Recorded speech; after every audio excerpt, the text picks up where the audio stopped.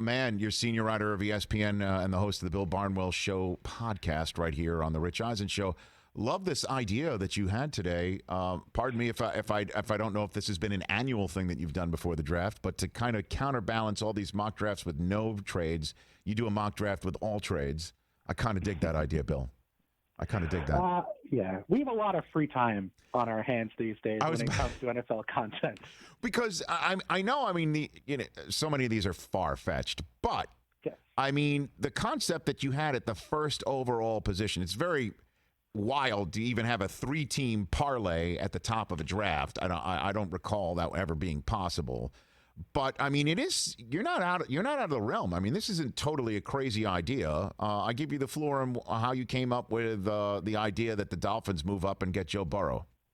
Yeah, I think, you want to have some semblance of logic, right? You want to say, if this is true, then how could we make this work? So let's say you're the Bengals and you're picking first overall, and you think, hey, Joe Burrow is a great prospect. And I think the Bengals are going to take Joe Burrow with the first overall pick, but let's say you prefer Justin Herbert or Tua Tagovailoa.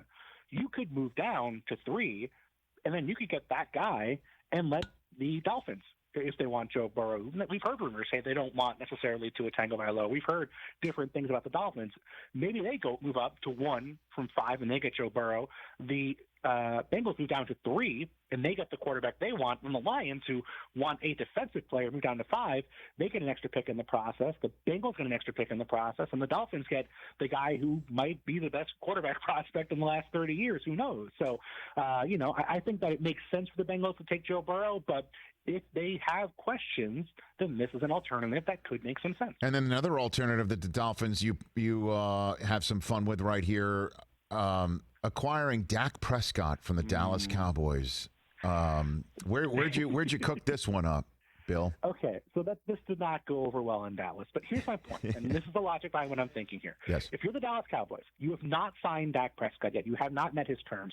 His price is only going to go up over the next couple of years as more quarterbacks sign, as the cap goes up. He's only going to get more expensive. The last time a team started doing this with their quarterback, where they started going through the franchise tags, was Kirk Cousins. That turned out to be a disaster for Washington, where they got a third-round compensatory pick. They had to trade for Alex Smith. They drafted Dwayne Haskins. They've used so much capital to try and replace Kirk Cousins when they could have traded him, when they decided, hey, we're not going to give this guy an extension. He's not worth it. We're going to go year to year.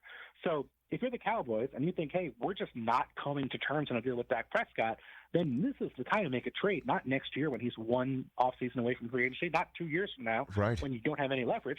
You make the trade now. And if you have a quarterback like a Tua Tagovailoa who you're in love with, then, hey, move up, trade Dak Prescott, get that quarterback now, and you can build around that quarterback, and you have an expensive roster elsewhere. And for the Dolphins, I mean, the Dolphins are a team that looked really good in December, beat the Patriots.